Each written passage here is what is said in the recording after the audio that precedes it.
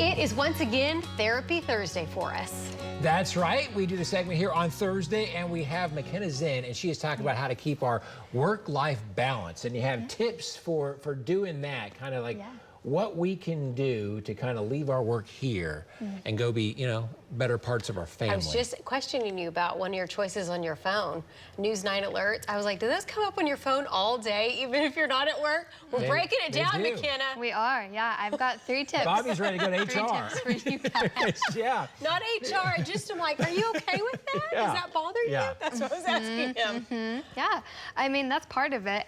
I think to begin with, we all need to reframe our idea of rest.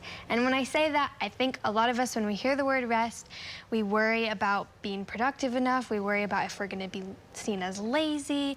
And so we really need to reframe how we think about rest to allow ourselves to be present in that moment, be mindful, and think of rest as productive. So how do you put up these barriers with work and life at home? Well, the next tip is to set really clear boundaries. So, when your hours are done at the end of the day, stop working. I know that can be hard for a lot of people. We think, well, it's just one more email, it's just one more text, just one more project.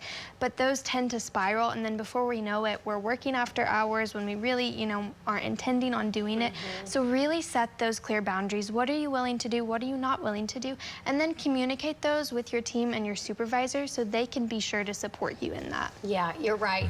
And they create bad habits too. If you're always allowing for just one more thing, or why don't I do this before work? Okay, so let's talk about reaching out for support.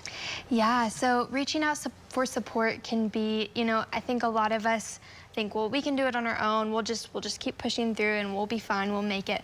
But, if you feel like your workload is too much, if you feel like you're overwhelmed, ask for support, whether that looks like talking to your supervisor and kind of telling them that your workload feels too much, or if that means reaching out for even, mental health support, such as a therapist. Sunbeam is here, other agencies are here to support people in that, and that's pieces that we can help people talk through. Okay, good deal, McKenna. Thank you for being here. Yeah, absolutely.